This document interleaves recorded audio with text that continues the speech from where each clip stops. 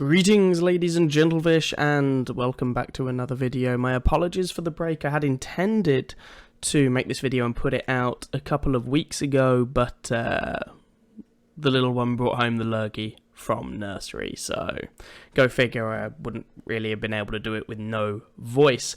This one's going to be a little bit different. I don't normally worry about topical topics, but I figured given that we've got a bunch of tank nerds here, it seemed like an obvious topic to cover. So we're going to have a talk about tanks for Ukraine. And having paid attention to some of the discussion on this, it does occur to me that whilst I am by no means an expert on the subject, there are lots of people that just don't really understand even the basics of how some of this would come about. And that's not to be critical of them, it just is what it is. If you don't know much about it, and suddenly the topic is pushed to the fore, well, you're not going to know much about it still. So, we're going to have a look at what the situation is, and what the options are, and why the discussion has gone the way that it's gone. Basically, we're going to analyse some tanks, but we're going to do it from a slightly different perspective to how we normally would for, let's say, a video game. So, with all that in mind, what are we talking about? Well, we're talking about main battle tanks here, MBTs, and for the sake of this discussion, we're going to refer to them occasionally as per their generation. Now, this is not a hard and fast rule or classification. Different people do it in different ways, and there's a lot of overlap and fuzzy middle ground, but broadly speaking, you could choose to split main battle tanks into four broad generations. Gen 1 are the earliest MBTs, and in this we've got things like the Centurion universal tank that the Brits made and arguably kicked this whole thing off. Gen 2, broadly speaking, the distinction here is that they introduced NBC protection, i.e. protection against nuclear, biological and chemical weapons. So we're talking things like the T-72, the M60, the Chieftain, and so on. Gen 3, this is really where our current state-of-the-art main battle tanks are at. These things tend to come with such advances as composite armour, advanced fire control systems, advanced thermal optics, and so on. And here we've got things such as the M1 Abrams, the Challenger, or Challenger both 1 and Challenger 2, the Leclerc, and so on. And then Gen 4 are those machines that are currently in development, and it's broadly considered that yes, they are more advanced, but it's not necessarily consistently clear how.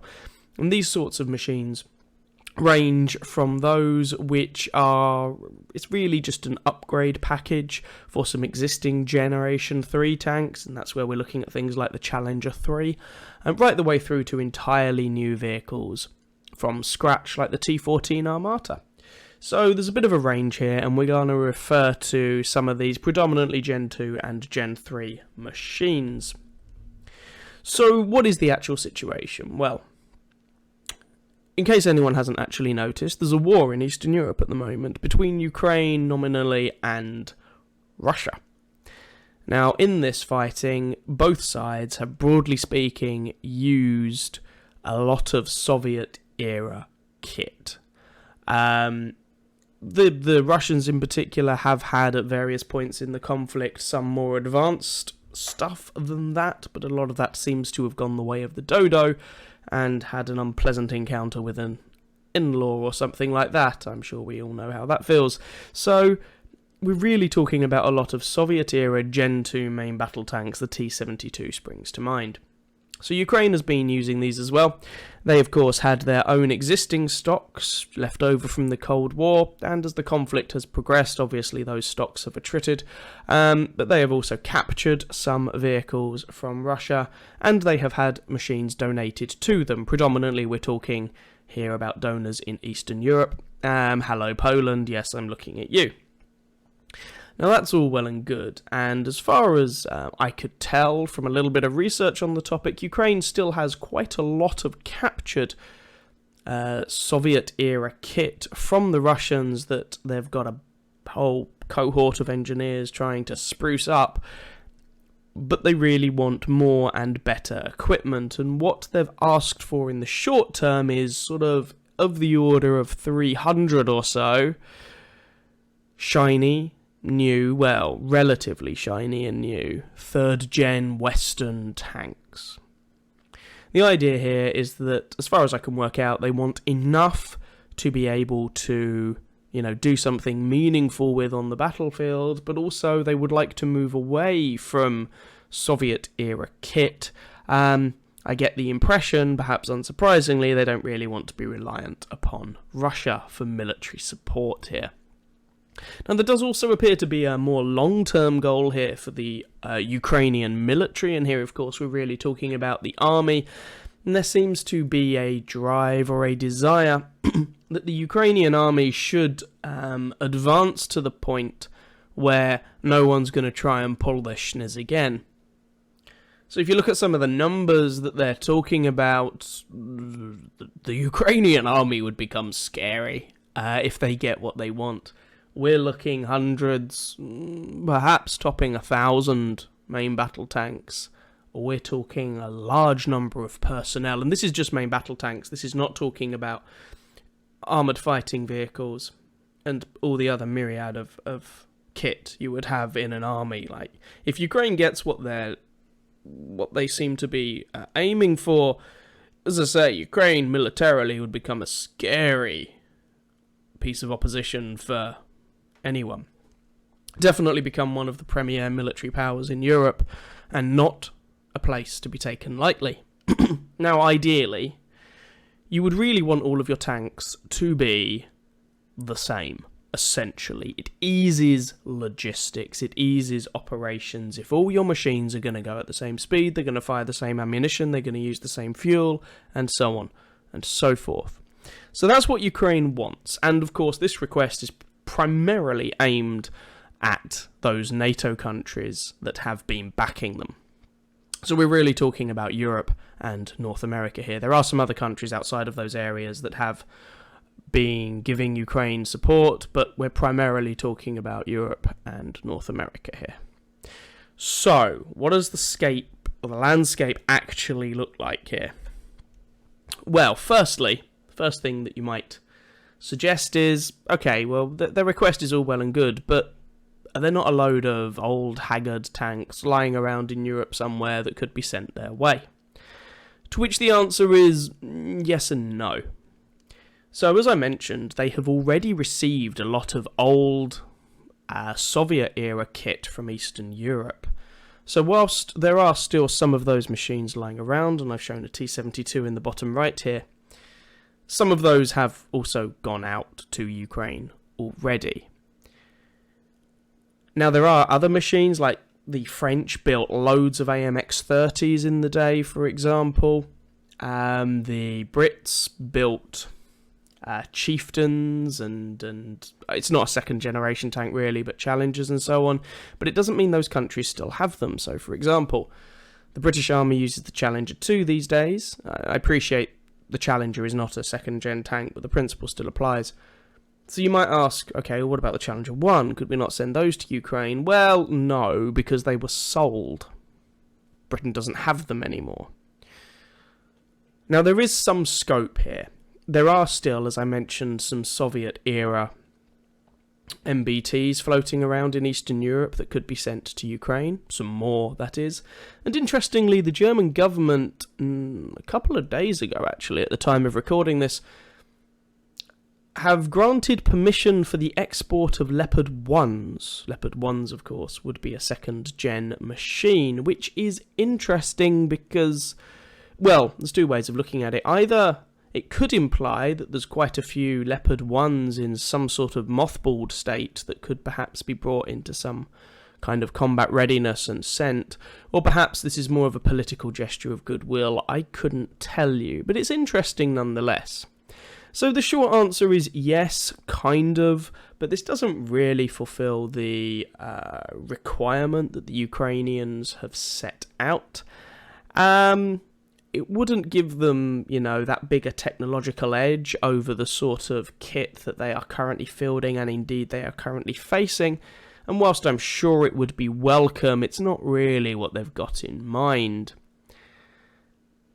I think it's also doubtful that any one of these machines could entirely fulfill Ukrainian requirements. So if these were going to be sent out, I think it would definitely be part of a mixed force, which I'm sure Ukraine is not about to turn its nose up at, but it's also not really ideal. So with that said, we're then going to have a look at some of the 3rd gen Western battle tanks that could be sent. We're going to have a look at the suitability of each, and hopefully that will make things a little bit illuminating, but we shall see. As we do this, we're going to analyse this in 4 quadrants of different capability, and we're going to rag rate it. For those of you who don't know what that means, it means red, amber, green. Red means in this category this tank sucks, amber, green, good. And I should point out here that all of the MBTs we're going to consider here would be capable machines that would be a technological upgrade over the majority of what Ukraine is using at the moment. So we're really using this, we're talking in a comparative sense. If I say one particular machine is poor in an area, that's in relation to the others in this comparison. I don't want anyone to go away and start yelling at me because, I don't know, I'm British and therefore I'm biased against the French and I haven't said nice things about the Leclerc. Anyway, with that disclaimer out of the way, let's have a look at what I consider to be the 5 most realistic options here. Kicking off with one that I don't think anyone's really been talking about. Let's go to Italy, and it's the Ariete. I'm not 100% sure how to pronounce it. I'm going to say Ariete, and people can yell at me when I'm wrong. So this is the Italian main battle tank, indigenously produced in Italy. That's what it would mean, of course. And this hasn't really been in the conversation at all, as far as I can work out. Is there a reason for that? Well, all of these tanks we're going to consider here, whilst there are going to be differences in capability, they're all essentially very similar in terms of raw capability. But let's have a look at what we think the important factors are with regards to the Ariete. So we're going to have a look at 4 categories here for each of these machines: availability, operability, supportability, and politics. I'm afraid there's not really any getting away from politics in this sort of situation. So, availability. How many of these machines could go to Ukraine? Well, there were 200 of these things built, and 125 of them have been upgraded to keep them relevant on the modern battlefield, I suppose, is the idea. So that leaves 75. Assuming that Italy weren't just going to send its entire tank fleet, that leaves 75 available for Ukraine if they wanted to. But interestingly, it's worth pointing out, even if Italy were to send its entire tank fleet, that would still only be 200 units. Numerically, the Ariete just does not stack up with regard to meeting Ukraine's requirements. Now, that's not to say they couldn't be sent. They could definitely be sent as part of a mixed offering from across Europe or something like that. But if you're getting the Ariete, then to make up the numbers, you're going to be using it alongside other things as well, which is not ideal. It's also worth pointing out that as far as I can work out, this machine has not been offered, neither, as far as I can find out, has it been asked for, which is unique on this list. And if I were to speculate, I would suggest that that's simply because there are more obvious options to seek out first. Operability, well, this thing is the lightest of the machines we're going to consider today, coming in at 54 tons. I know it's weird when you say that 54 tons makes it a lightweight. Now, that would still be on the heavy side compared to what Ukraine is currently operating. The Soviet-era Gen 2 tanks tend to hover around the 40 to 50 ton mark, but that lightweight does play into the tank's favour. If you need to cross a bridge, for example, it is much easier to do that with a lighter machine. It just makes it easier to get around the country. However, the Ariete has not served in any conflicts, and so with regard to its actual capabilities is a little bit of an unknown. And actually, when you try and look into the capabilities of this tank, there seem to be a group of people who are not impressed by it. I don't know enough to really offer an opinion, but I'm sure even if there are people who are not hugely impressed by the Ariete, I'm sure it would still fare well versus, T-72s from the 1970s. This is the only tank on this list to have also secured no exports, which suggests that other people who could buy it have also not been particularly impressed by the machine, or perhaps it suggests more that this thing was made with the Italian military in mind and less aimed at an export market. Either way, whilst it's lightweight and that's good from an operability perspective, the unknown, to some extent, combat capabilities and its unknown performance in an actual engagement do also count against it. So I'm giving this sort of an amber colour. Supportability. Well, thankfully, this thing uses a 120mm gun, which can fire standard NATO ammo. Spot on. It uses a diesel engine like most other MBTs on the market, so it should be relatively easy to fuel, and with an only 54 tons, I don't imagine fuel consumption is going to be especially high. If you need support from Italy, well, Italy is on continental Europe, so that shouldn't be too difficult to achieve, and overall, I think this thing would be one of the easier machines for Ukraine to support. And that's when we turn to politics. Now, just in case anyone isn't aware, Italian politics of late have been somewhat volatile, with different governments coming and going. Now, the official government stance at the moment is that they do support Ukraine, and they have sent monetary aid, or they have sent aid to Ukraine. Compared to some of the other contributors that we're going to be discussing, it's relatively modest in terms of the sums sent. And if you look it up in terms of people's support, Italian support for Ukraine, it seems to be that humanitarian support is popular. Military support, it varies. And that's support of military gear being sent, by the way.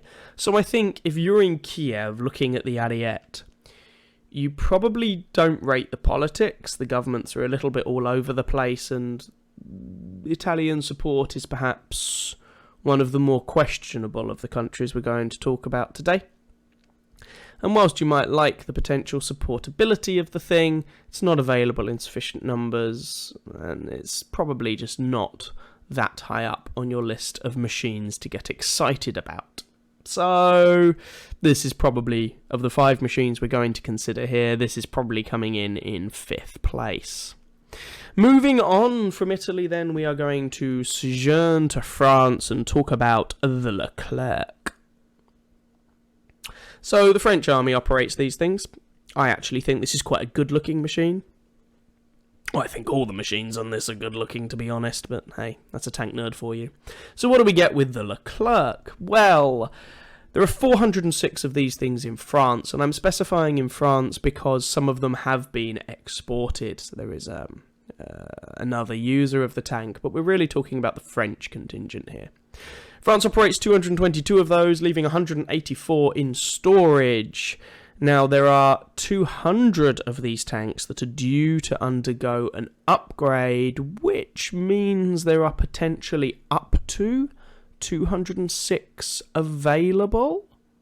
Question mark. Depends how you want to count it.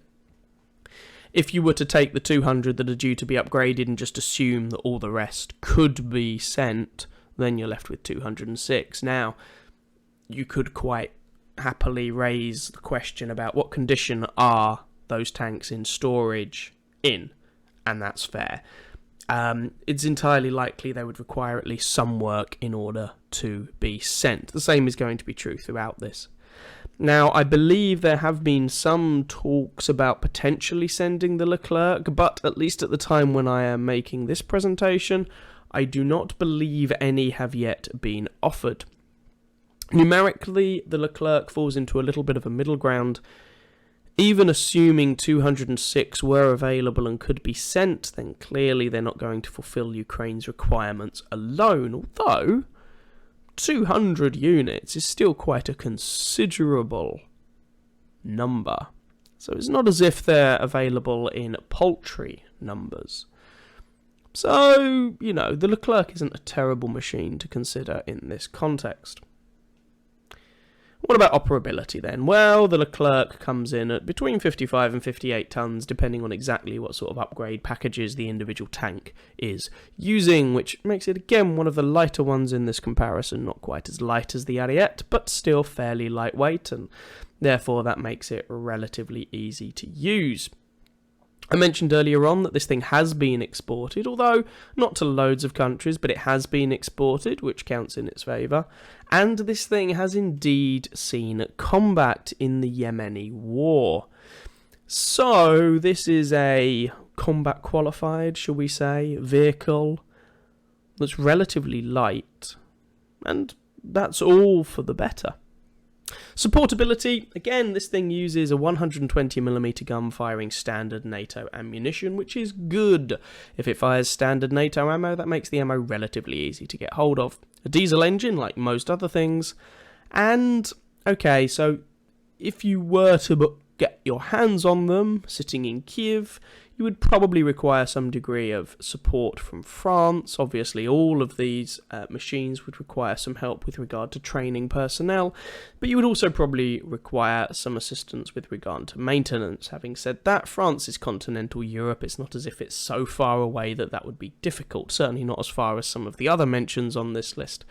So I think overall the Leclerc probably looks like a fairly supportable platform. Politics. Now, Macron received some criticism early on in 2022 for taking, let's say, a more pragmatic perspective towards the conflict in Ukraine. He definitely seemed to be trying to keep channels of communication open with the Kremlin. Now, this is not necessarily a bad thing per se, but if you're sitting in Kiev and wondering how reliable France is as a partner, then that's probably not going to count in their favour. Having said that, throughout 2022, France's attitude, particularly Macron's attitude toward the Kremlin, does seem to have soured, and it is notable that France was the first country to offer Ukraine modern light tanks. So, perhaps from a Ukrainian perspective, French politics is on an upward trend. So overall, I think the Leclerc's actually not a terrible choice. Relatively speaking, I think it'd be easy to operate and easy to support. The politics at the moment, some people might have question marks, but it seems the trend is more and more in favour of Ukraine. And, okay, numerically it couldn't completely fulfill the remit, but there's enough of them that trying to support them, trying to provide supplies for them and so on, wouldn't be considered a wasted endeavour. So the Leclerc's not bad. Let's move on to our third contender, and we go across the channel to my own home, the UK, and we have a look at the Challenger 2. A very nice looking machine, even if I do say so myself. Now, the Chally is a bit awkward. So, there are 399 of these things in the UK, and again, I specify in the UK because this thing has been exported to one other country. There's a typo there, I apologise. It says there are 227 in French service. If there were 227 in French service, I would have questions. There are 227 in British service, my apologies, which leaves, if you can do maths, 171 in storage. Now, some of you who are looking at that might be going, what are you talking about? 227 plus 171 doesn't make 399. That's nonsense. But one of these vehicles was lost. We'll come on to that in a moment. Now, there are plans to upgrade 148 to Challenger 3 standard, which, if you're doing the maths, leaves potentially somewhere in the region of 250, up to 250 available for Ukraine. Interesting. Now, okay, you could argue that if, and the same comment is true of France, by the way, you could argue that if the French or the British wanted to send every MBT they have, they could. And I have actually heard that sort of suggestion made, but I'll get onto that in a moment. Now, this is the first tank on this list that has actually been promised to Ukraine. 14 of them, which would be a single squadron, I believe, or something like that. I'm not entirely sure what the terminology would be, but it would be a single combat unit. Now, 14 isn't all that many. It wouldn't make a groundbreaking difference from a military perspective, but I get the impression the idea at the time was to try and convince others to donate or get tanks into Ukraine as well. In fact, when I was doing a little bit of research for this video, I found out that training has already begun to train Ukrainian crews up to operate these things. So, from an availability perspective, again, it is unlikely that the Challenger would be able to fulfill Ukrainian requirements just numerically on its own. So again, we're looking at a mixed force. However, some have already been promised, training has already begun, so it's not all grim and dark, which is interesting. Now let's get on to the two areas where the Challenger really falls down. Operability. Depending upon what different upgrade package you have got, this thing clocks in at between 64 and 75 tons. This is not a light vehicle by any stretch of the imagination. In fact, this is the chonkiest tank in this consideration. Now, being so fat does come with problems, noticeably crossing rivers. The British Army's response to this is to have some quite extensive dedicated bridge-laying equipment, and other militaries take a similar approach, it's worth pointing out. But you could ask questions about what Ukraine is going to do with a potentially 75-ton tank that they can't get across a river. That could become a problem. Now, this thing has seen combat, notably in Iraq, and one vehicle was lost, the only loss of a Challenger to date, and it was lost to friendly fire. There are numerous reports of one of these things taking a, frankly, terrifying number of hits, scary amount of punishment, and everyone inside the tin can still being broadly okay. So this thing is tough. Now, there have been limited exports of this machine. One country decided to buy it, and in this particular instance, I don't think that's a negative comment on the tank per se, but the machine was definitely designed to British Army requirements. It was not made with the wider export as a focal point. And you can see that when you look at the ammunition. So the British Army has for years placed a premium on squash head ammo. It's basically a fancy high explosive. That requires a rifled gun, as we're going to get onto in a moment, which means the Challenger 2 remains pretty much the only main battle tank still in service with a rifled gun. It's weird, and that means you have to use the ammo for the Challenger. You can't just grab some 120mm ammo that you found lying around and chuck it in this thing. Speaking of which, supportability. You can't just grab some 120mm ammo you found lying around and chuck it in this thing. You have to use the specific ammunition for this gun. It is not NATO standard ammunition, despite being a NATO standard caliber, and that sucks. Now, it has a diesel engine, like plenty of other things here, great. But then we get onto the maintenance side of things. So, it's not that the Challenger is, as far as I'm aware, particularly susceptible to breakdowns. Not the Challenger 2, anyway. There were definitely questions about some of its predecessors. But realistically, there would likely need to be some engineering support, even if it was just from a training perspective from the UK.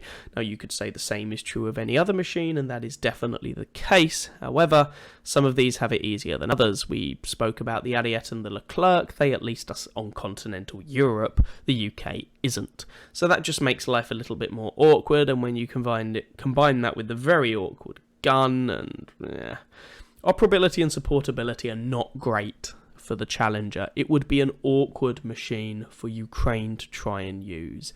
From their perspective, really, I imagine it's too heavy.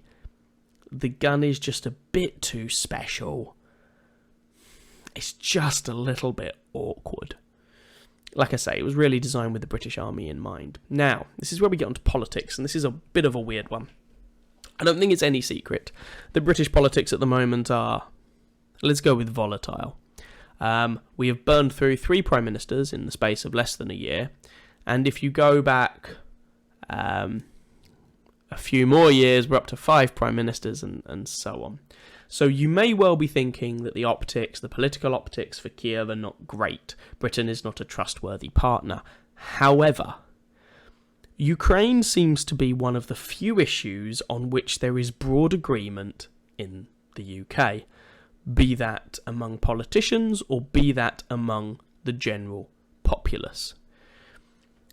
The country has throughout this conflict been one of the more vocal supporters of Ukraine, one of the more steadfast supporters of Ukraine, and I think it's fair to say that they are probably one of the most bellicose of Ukraine supporters outside of Eastern Europe.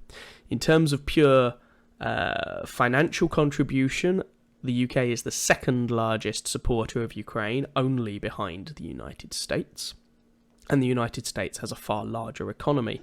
If you reorder that list based on percentage of GDP, then the UK comes out ahead of the USA, and in fact the only countries that come out ahead of Britain are those with a rather more existential interest here in mind, those in Eastern Europe or in Scandinavia, where there are very real concerns that if the Russian army decides to start rolling across people's borders, it could be rolling across their borders. Let's remember, Britain is an island in Western Europe. So Britain remains a little bit odd in that it is quite a vocal supporter of Ukraine. It is a significant contributor to Ukraine's efforts here, whilst at the same time being away from the conflict, relatively speaking.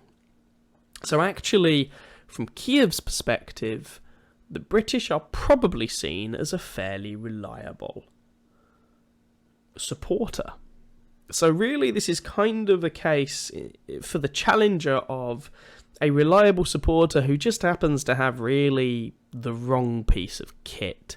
Now, 14 have been promised. I'm sure Ukraine will make, perfectly good use of those, but I don't think they are the ideal weapon for Ukraine to be trying to use.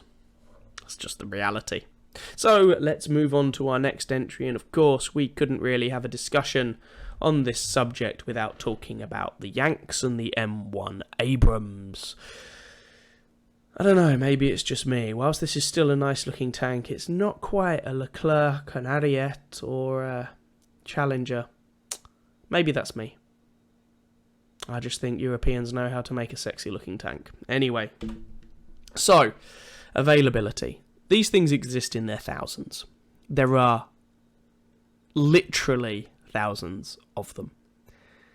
Now, some of those will be in storage, as is the case across the board, so they're not all going to be in top-tip condition, although that also doesn't mean that they're rotting out in a field in Trans-Siberia. So some of them would probably require some work to get them into Ukraine. 31 have been promised so far, although that was reluctant for reasons that we'll get onto. But interestingly, it seems these are going to be new build machines rather than ones taken from storage.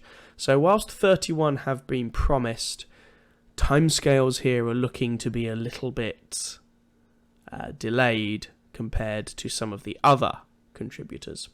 There's also the issue, of course, of transatlantic shipping here. That's just a simple matter of geography. The United States and Ukraine are not very close together, and there is quite a large body of water called the Atlantic Ocean separating them. So transatlantic shipping of these things would be a little bit awkward. Operability. This is a chonky machine. 60 to 74 tons depending upon the upgrade package. It is the second fattest behind the Challenger. Again, the Americans would support this with bridge laying equipment. Again, this is a little bit awkward. Now, in the Abrams' favour, it has been extensively exported to lots of different countries, although broadly speaking, not European ones, with some exceptions. And it has seen a lot of combat. So you kind of know what you're getting with the M1 Abrams. Supportability. Well, it uses a standard 120mm NATO gun, using standard 120mm NATO ammunition. Excellent. However, it uses a gas turbine engine, not a diesel engine. And this thing guzzles petrol like it's going out of fashion. It also apparently has a rather burdensome maintenance requirement. There are interviews with some of the guys who led tank columns, Abrams tank columns in the Middle East, who comment on the amount of maintenance this thing requires. Essentially, with the Abrams, what you get is a very capable machine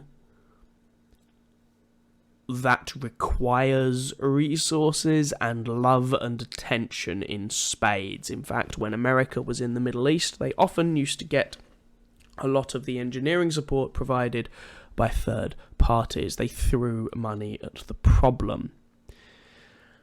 This isn't great, because I doubt Kiev really ideally wants a machine that they have to throw a lot of time, effort, energy, resources and money at to get the best out of.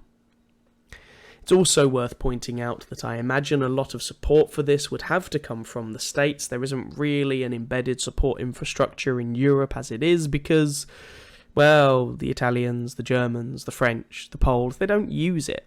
They don't use the Abrams, so why would there be that sort of infrastructure? Go figure. Politics. I think it's fair to say the United States is generally supportive of the Ukrainian war effort, but there are some dissenting voices, both in terms of the public and in terms of the politicians. And perhaps this shouldn't come as a surprise, let's be honest. Once again, and this is a bit of a recurring theme if you look throughout certainly 20th century history, once again there's a war in Europe, and once again Europe is to some extent looking to their Western friend, their Western American bud, for some help. And once again there are some Americans looking at this going, is this our problem? Do we need to do this?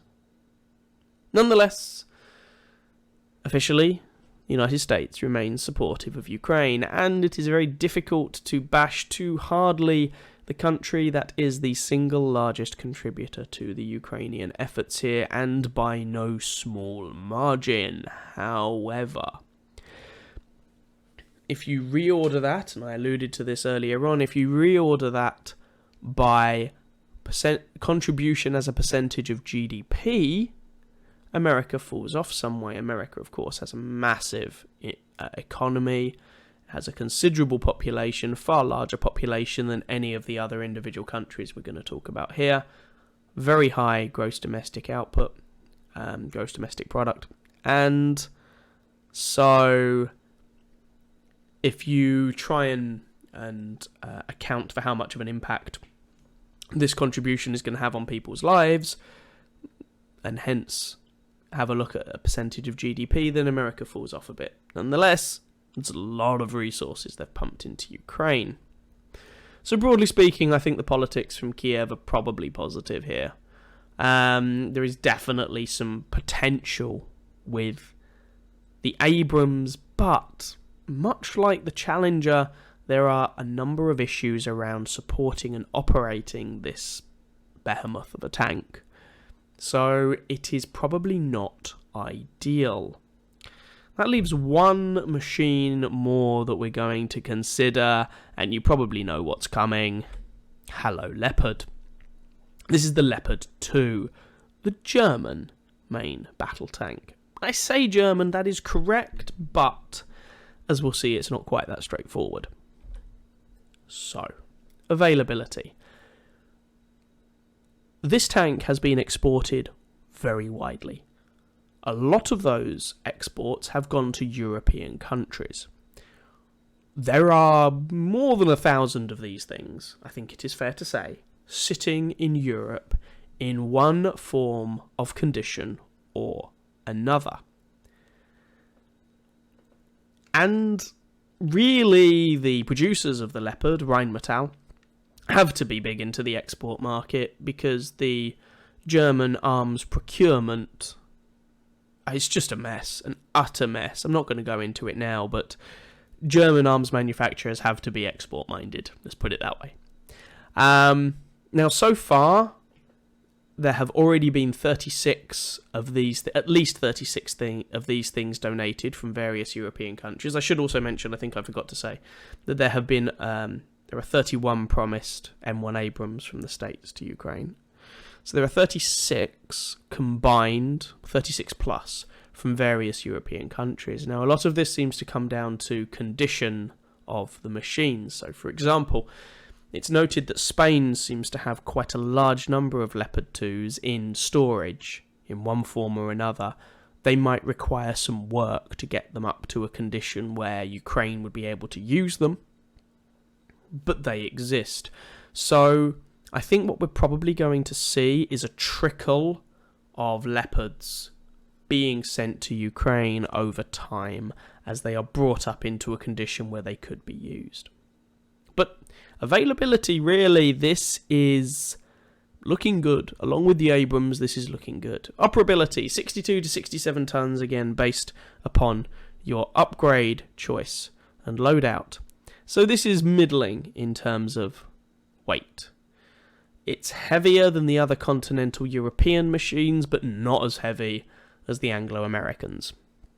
It has seen combat. It was in Afghanistan, it's been in Syria, and it has been very widely exported across Europe and beyond. I don't think anybody at this point really is doubting the capability of the Leopard, and there would be a lot of knowledge out there about how best to use these things, and an awful lot of that knowledge would be, relatively speaking, on Kiev's doorstep.